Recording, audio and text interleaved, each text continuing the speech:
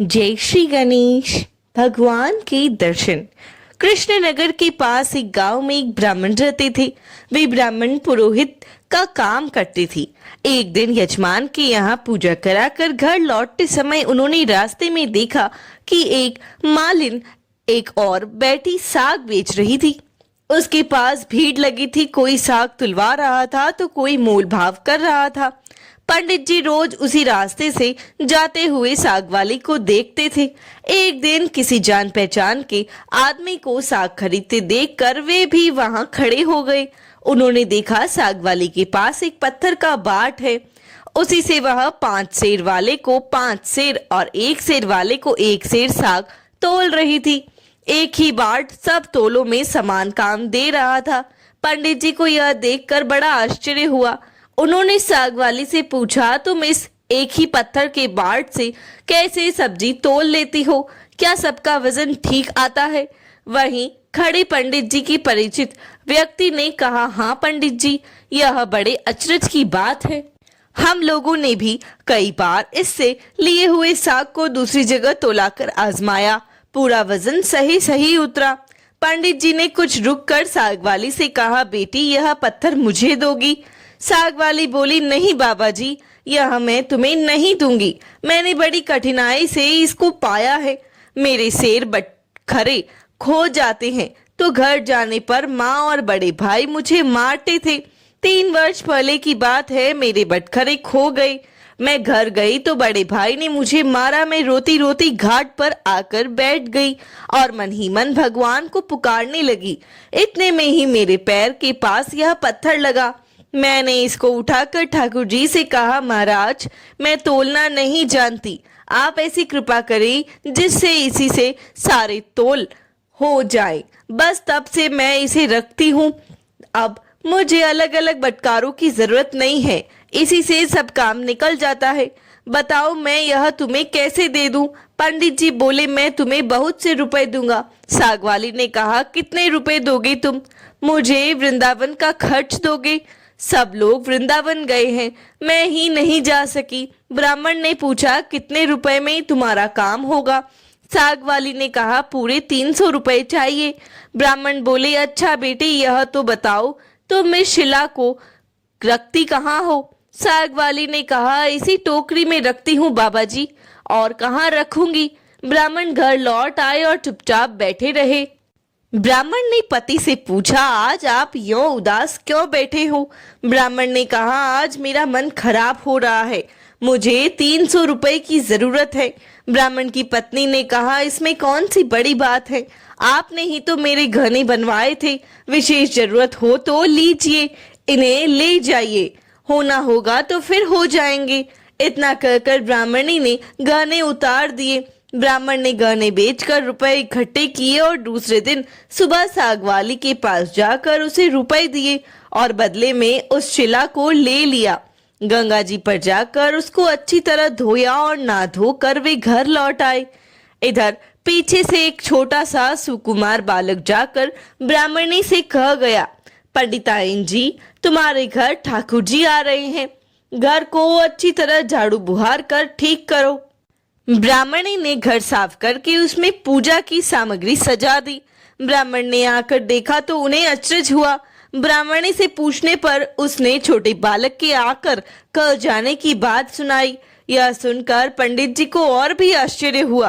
पंडित जी ने शिला को सिंहासन पर स्थापित किया, उसकी पूजा की, फिर उसे ऊपर आले में पधरा दिया। पंडित जी को रात को सपने में भगवान ने कहा, तू मुझे जल्दी लौटा आ, नहीं तो तेरा भला नहीं होगा, सर्वनाश हो जाएगा। ब्राह्मण ने कहा, जो कुछ भी हो मैं तुमको नहीं लौटाऊंगा। ब्राह्मण को घर में जो कुछ भी पत्र पुष्प मिलता उसी से पूजा करने लगे। 2-4 दिनों बाद भगवान ने स्वप्न में फिर कहा, मुझे फेंका, नहीं तो तेरा लड़का गुजर जाएगा। ब्राह्मण ने कहा, गुजर जाने दो, पर मैं तुम्हें नहीं फेंकूंगा।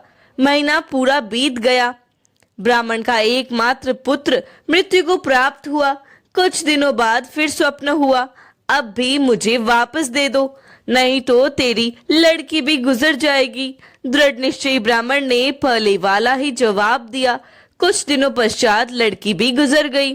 फिर कहा कि अब बारी तेरी स्त्री की है। ब्राह्मण ने इसका भी वही उत्तर दिया। अब स्त्री भी गुजर गई। इतने पर ब्राह्मण अचल अटल रहा। लोगों ने समझा यह पागल हो गया है।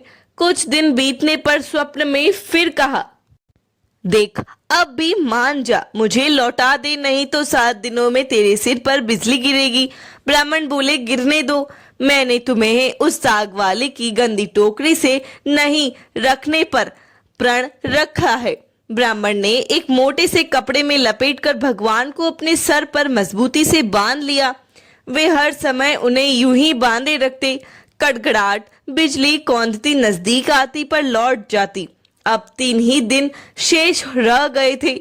एक दिन ब्राह्मण गंगा जी के घाट पर संध्या पूजा कर रहे थे कि 2 सुंदर बालक उनके पास आकर जल में कूदे। उनमें एक सांवला था और दूसरा गोरा। उनके शरीर पर कीचड़ लिपटा था। वे इस ढंग से कूदे कि जल उछलकर ब्राह्मण के शरीर पर पड़ा। ब्राह्मण ने कहा, तुम लोग कौन हो भैया? कहीं इस तरह जल में कूदा जाता है?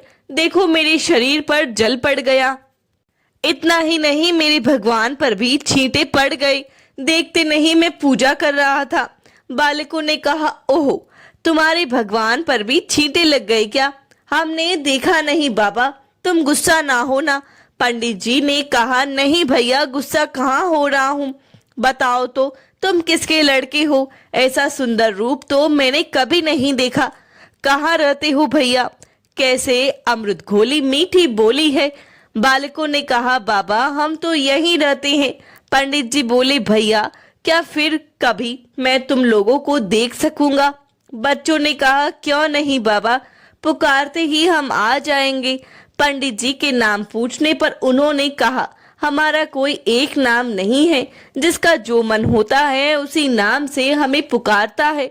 सांवले लड़के ने पंडित जी को एक मुरली देते हुए कहा, यह लो मुरली, जरूरत हो तब इसे बजाना, बजाते ही हम लोग आ जाएंगे। दूसरे गोरे लड़के ने एक फूल देकर पंडित जी से कहा, बाबा इस फूल को अपने पास रखना, तुम्हारा सदा मंगल होगा। वे जब तक वहां से चले नहीं गए, ब्राह्मण उनकी ओर आंखें लगाए देखते रहे। मन ही मन सोचने लगे, आह कितने सुंदर हैं दोनों, क्या फिर कभी इनके दर्शन होंगे? ब्राह्मण ने फूल देखकर सोचा, फूल तो बहुत बढ़िया है, किसी मनोहर गंध आ रही है इसमें, पर मैं इसका क्या करूंगा और रखूंगा भी कहाँ? इससे अच्छा मैं राजा को ही दे आऊं। पंडित जी ने जाकर फूल राजा को दे दिया। राजा बहुत प्रसन्न हुए। उन्होंने उसे महल में ले जाकर बड़ी रानी को दिया। इतने में ही छोटी रानी ने आकर कहा, मुझे भी एक ऐसा फूल मंगवा दो, नहीं तो मैं डूब मरूंगी।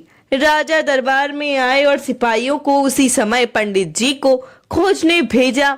सिपाहियों ने ढूंढते ढूंढते जाकर देखा, ब्राह्मण देवता सिर पर शीला बांधे पेड़ की छाया में बैठे गुनगुना रहे थे।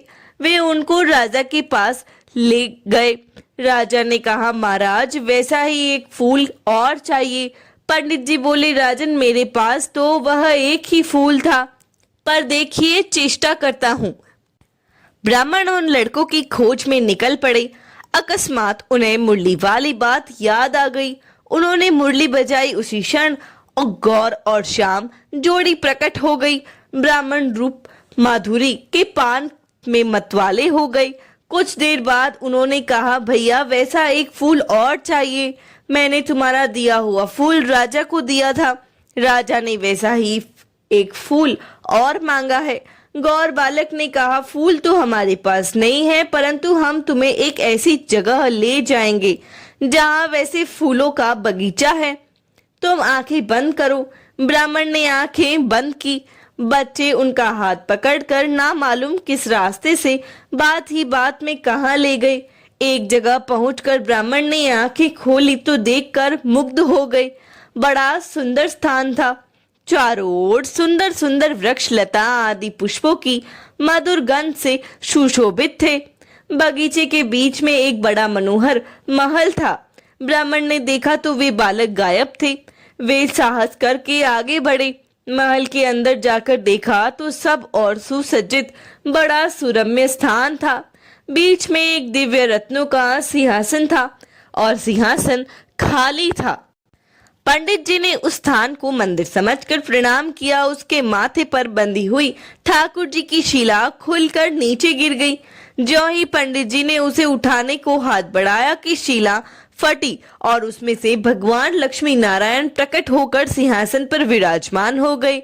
भगवान नारायण ने मुस्कुराते हुए ब्राह्मण से कहा, हमने तुमको कितने दुख दिए, परंतु तुम अटल रहे। दुख पाने पर भी तुमने हमें नहीं छोड़ा, पकड़े ही रहे।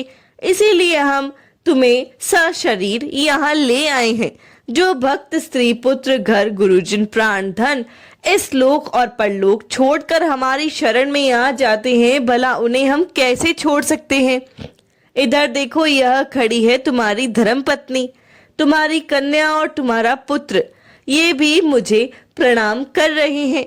तुम सबको मेरी प्राप्ति हो गई है।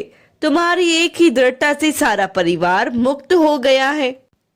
ओम नमो भगवते वासुदेवाय नमः।